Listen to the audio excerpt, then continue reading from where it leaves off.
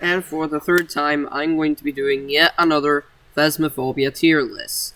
This time, it's the maps this time. Which map should you do first? Which should you do last when you're trying to do your, well, phasmophobia servers?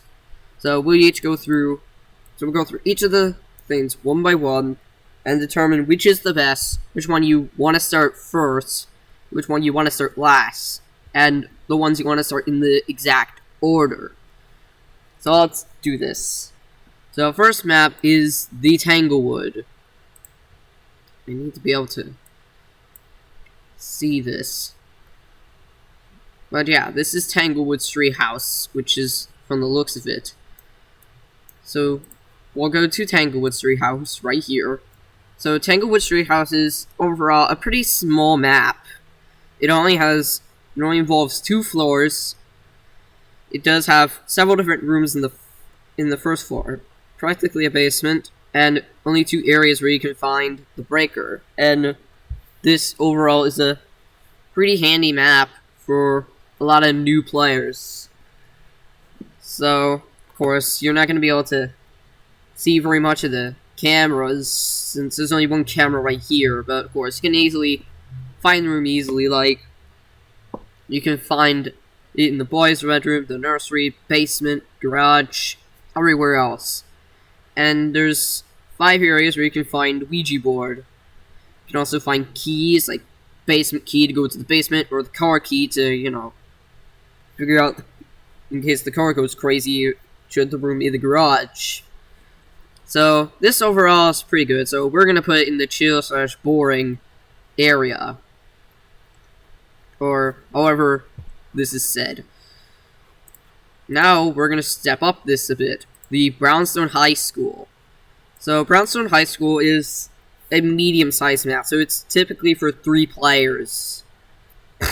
It does have 2 floors, like the Tanglewood, but you'll have to keep in mind this is a bigger map, so it could be harder to find the breaker. So the breaker can be in 4 different areas, so it can be either in the staircases or it can be in the storage rooms, which are upstairs. But it's generally easy to find the breaker, but it's just gonna be difficult to find the room.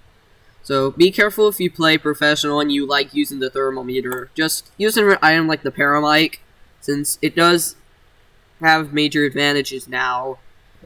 Of course, this map also involves cameras as well, which is also pretty unique. So we're gonna put this one in the pretty fun one. This is a pretty good map, I suppose.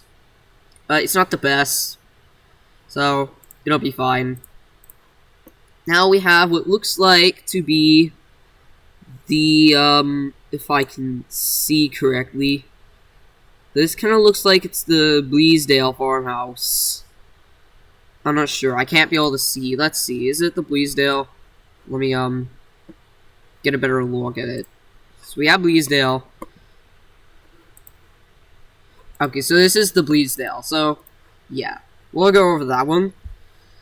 So, this is the first map that we'll see has 3 floors. So, this is typically 3 floors. So, it involves an attic, not a basement. You can also find voodoo dolls in this map, along with the grafton.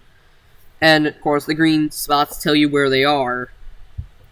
And the breaker is kind of easy to find as well, which is pretty great in itself. And there's multiple exits, just like the, Brownstone. I didn't mention about that. Or, the fact about multiple exits. And, of course, you can find Ouija board pretty easily. Of course, I got one time where the Ouija board spawned outside, which I'm really not sure why, but I think that happened in the Grafton. I don't remember. But yeah, Bleesdale, pretty fun map. It's still kind of big. Or, I mean, not really much, but it's kind of big enough compared to the roadhouses or street houses. So, the meh slide is where it goes. Now, what looks like to be the edge field, if I get this right. So, I'm gonna calculate the edge field. Alright, edge field. So this is a simple map in itself, but typically this is a kind of small map. It's arguably like this. It arguably has like the smallest rooms, but of course it has 3 floors in it, so you're gonna be okay. So it can be difficult finding the room, but of course, like the Tanglewood, this has 2 spots for finding the breaker, which of course can be the basement or the garage. Of course, the garage not showing it, but you can find the basement and you can find the breaker in the garage, I believe. So yeah, even though this is a kind of small map where you can easily find the room, I've heard it also you can also find dead ends very much. Like, if you're trying to hide from the ghosts. So, make sure you act fast when it hunts. Because, if not, you're screwed. And don't ever try to hide in a corner, like what I do all the time. Because, yeah, that just always screws me up. So, yeah, just never. So, this is typically a pretty difficult map. And it's kind of fun, actually. I mean, it's arguably one of my favorite maps, so we'll put the Nightmare / very fun. So, yeah, I guess this is pretty okay for those who really are gonna handle danger very much. Now we have what looks like the Bleesdale, or Grafton. Already mentioned the Bleesdale. So now we have Grafton.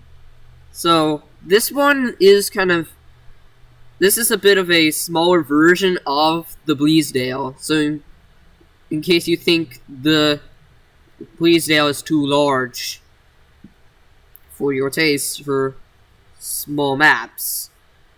So we will typically understand how this works. So this has voodoo dolls again, but also this has less rooms. It doesn't involve an attic.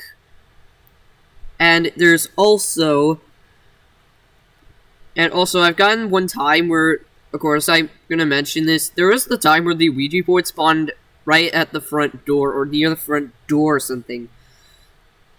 So yeah, typically that is the weirdest thing I've ever seen in phasmophobia. But yeah, we could be able to find, but of course, we're able to find the room. So that typically happens. And of course, the blue areas are where we find the Ouija board. So we're gonna put Bleesdale right about in the chill / boring area. I'm not sure if it's not really the big map at all, so wouldn't advise it. Now for the real big dangers, the asylum. Jesus Christ, I really had to go over this one, do I? But yeah, I would kinda not suggest using the asylum first, because this is arguably big. Just take a look at the size of this map. This is like huge. Like, if you need info why I don't use Asylum, then take a look at how big the map is. That is just huge. And it can be extremely difficult to find the breaker too. And also, there's all different cameras as well. So, yeah, it's gonna be very difficult if you don't have the paramic at all. So yeah, if you're playing Asylum, always have the paramic. But of course, only 2 people can use it. And also, I would also advise having just one person be in the in the van at all times to monitor everything that's happening. Since, yeah, you can easily get lost, so you do want to be extremely careful. So, yeah, without a doubt, we'll put absolutely terrifying best ever. Or not best ever, it's horrible. It's just a horrible map. Don't play this one first. Next, this one is the Ridgeview. So, Ridgeview Roadhouse. This is practically the largest of the street / roadhouses. So, it has 3 floors, like the Edgefield and Bleesdale. And this overall is pretty much a good map if you really like street houses, but you think the other 2 aren't as good enough. This is practically balanced enough. And you're able to easily find the breaker, like basement or garage, just like the other street houses. So, yeah, this is overall pretty good. I suppose. And there's other sinks as well. You can find Ouija boards, and yeah, this is basically... This can be a medium-sized house just for its size, but at least it is a small house, so you can at least do 2 people. As of course, that's the suggested team size. So, this is overall pretty good, I suppose, but it's still kind of large, so we'll put it in the, it's kind of big for it being a small map, so we're gonna put it in the shaky / pretty fun. Now, there's one more map called Prison. Now, this is an old tier list, so there's not the prison, but I can still go over it, I guess.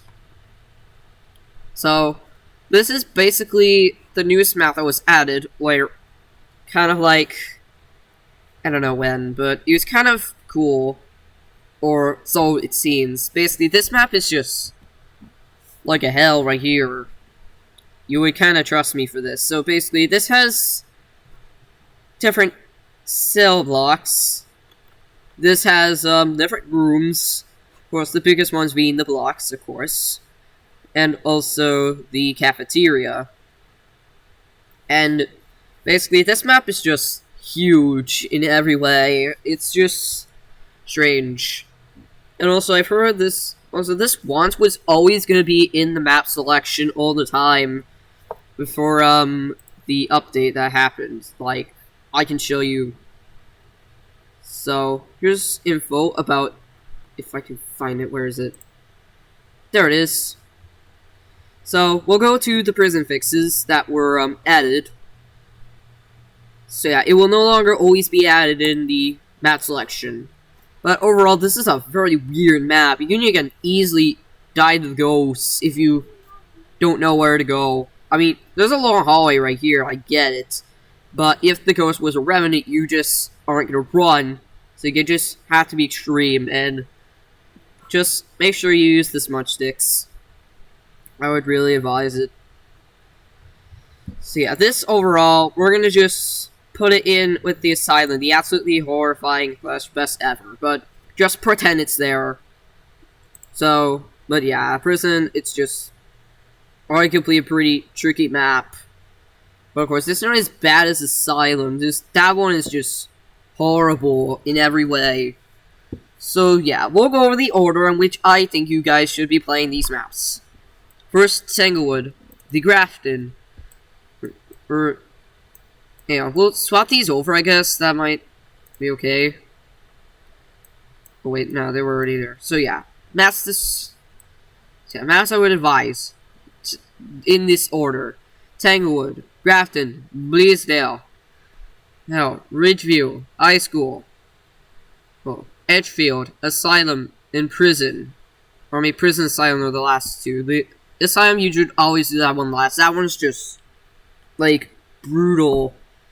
So, yeah, just hashtag don't play Asylum, the new hashtag for this YouTube channel. I'm always doing random hashtags all the time, so, but yeah, if you find these video useful, which I'm gonna assume a lot of you guys do, just give the video a like, subscribe, comment what you think, or what you think or what your own ranking is, and yeah, just do whatever the hell you want. I will not stop you.